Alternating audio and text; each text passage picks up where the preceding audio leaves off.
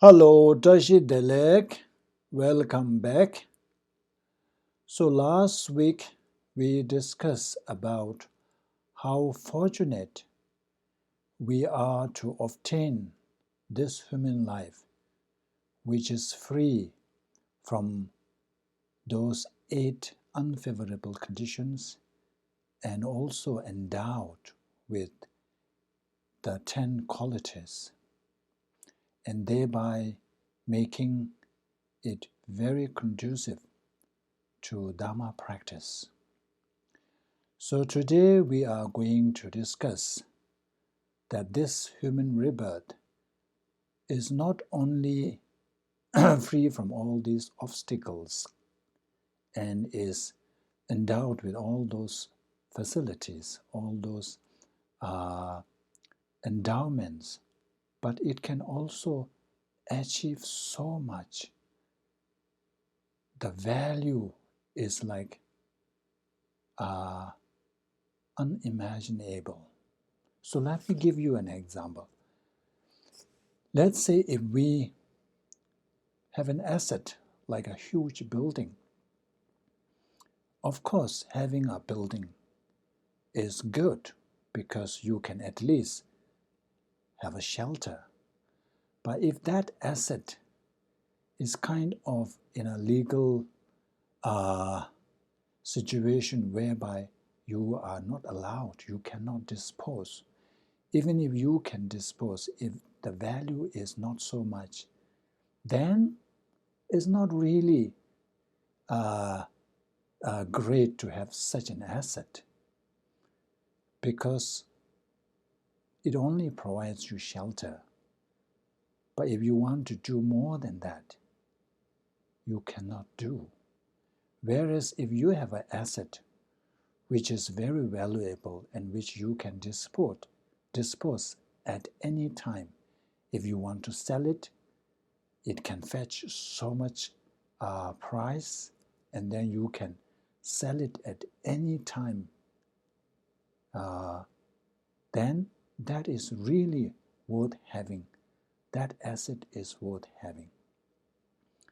Likewise, what we have obtained now, this human rebirth, is like that kind of asset.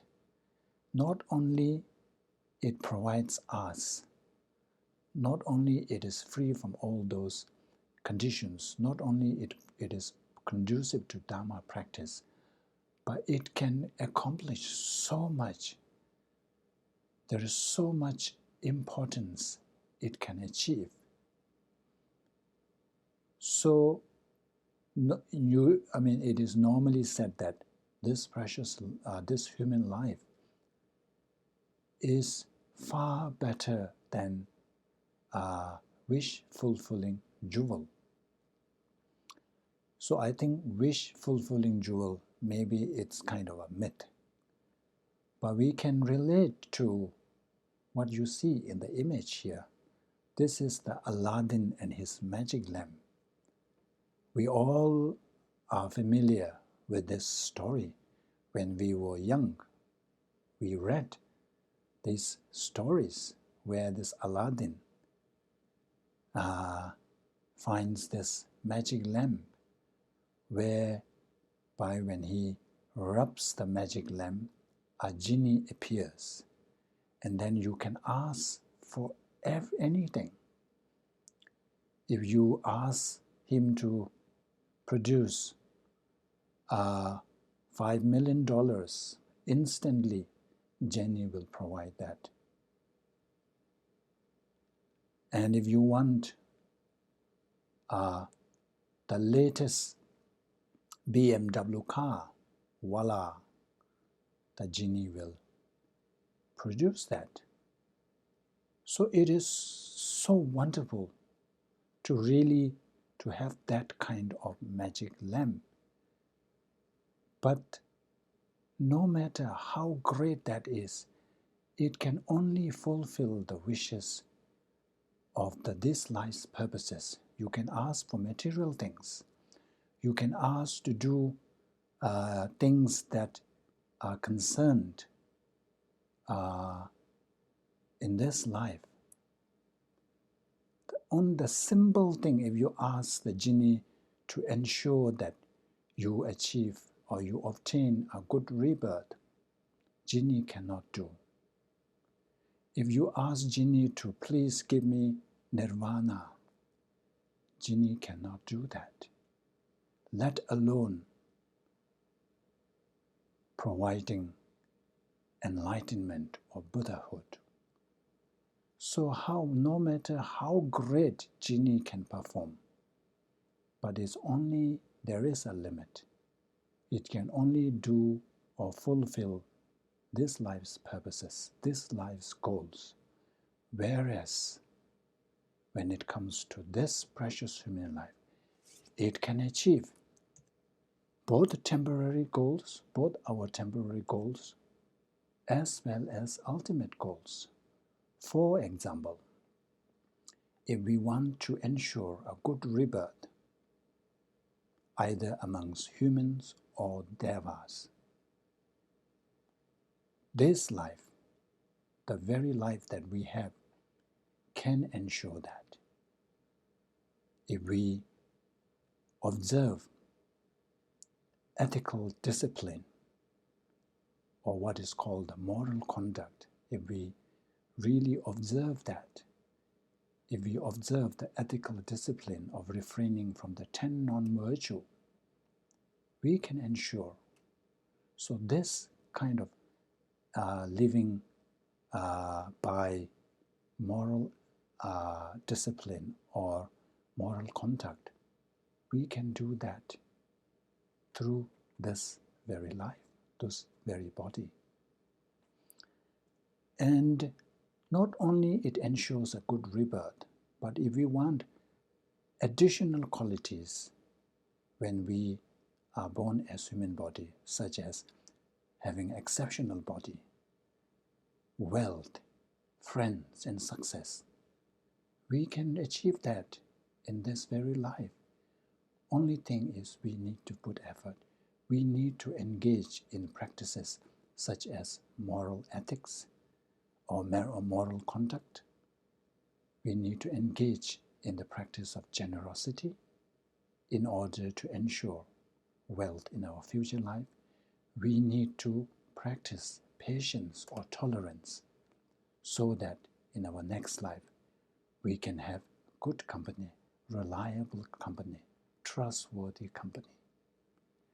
And even if we want to have so much success, to be successful in whatever we start, we need to practice perseverance in this life.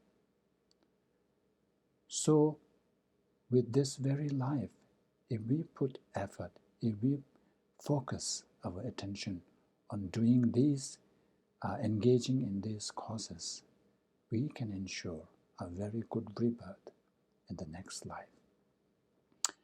Not only the temporary goals, not only we can ensure a good life in the next rebirth, we can also achieve nirvana. So in order to achieve nirvana, we need to generate or develop what is called renunciation. But renunciation can be only generated in this human world, because in this human world, we experience firsthand all kinds of sufferings. Because of that, it is easier to develop renunciation to our existence. So thereby, we can achieve nirvana or liberation. And not only nirvana, if we want to really achieve Buddhahood, to achieve the state where there is no more flaws, where your mind is perfected in every way, what is called the state of enlightenment, we can achieve through this body. And not only just Buddhahood, we can achieve Buddhahood. Normally, achieving Buddhahood takes time, but if we put effort, we can achieve enlightenment in this very short lifetime, in this very lifespan. So that is a very special, unique feature of human body. Through this body, which has the special characteristics to really expedite our journey to the destination of enlightenment, we can do that because we have the mode, we have the vehicle. This body is like the vehicle made for that kind of journey. Whereas Deva, if you were to be born in Deva realms, that body is not suitable. That body is not a suitable vehicle to engage in Tandrayana, in the practice of Tantra, to expedite the journey. So in that sense, what we have achieved at the moment is really priceless. If you are to put a value on it, there is no value that can that is equal to what we have. However, or unfortunately, we fail to recognize that. If we are able to really see the value of what this body can achieve, this life can achieve, we will never fritter away this life. So that's why Lama Tsongkhapa says that Tönjen Tongna Töme Dawa Pangs. Once you see the value, once you see what this body can accomplish, we will never idle away, fritter away this life. So that's why it is so important to really contemplate again and again of the value of this life, so that we can gain some real insight and understanding, which is at the conviction level. At the moment, we do have some understanding, but that remains at superficial, only at the surface level. We do not really have that conviction that this body can achieve that, this and that. So that's why we tend to focus on otherworldly things instead of really utilizing or maximizing this human body. So it is important to contemplate again and again so that we are driven, we are propelled into really using this, or what is called the taking advantage of this human body. Otherwise, it would be like what is said, like Rinjin Linjin Songbani Lawat Tongbe Rang Kim Shins, which means that in olden days, people go to hunt treasure, go on treasure hunting. So it is always a very arduous journey. It's a very harsh journey. You have to travel by ship on the rough sea for months and months. And then, after all the trouble, once you arrive at the treasure island, instead of picking up or instead of collecting the treasures, if you come back empty-handed, wouldn't that be so foolish? Wouldn't that be so stupid? Because you have wasted all that trouble, all that hardship, And especially you are already on the treasure island, you can pick and choose what kind of treasure you want, whether you want to take home the gold, the gems, the diamonds, silvers, whatever. You can choose, but you decided to come home empty-handed. So this is exactly what we are doing right now. We have this precious body that is like the treasure island. It can provide us, it can enable us to do so many accomplishments. But we ignorantly choose not to take advantage of that. So that would be very unfortunate.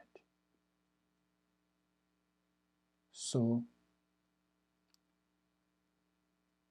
we need to really shift our attention so that when the time comes,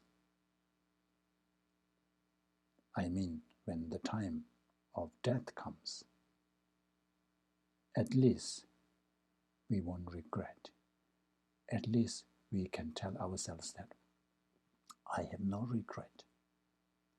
I have done my best. So that's for today. Thank you.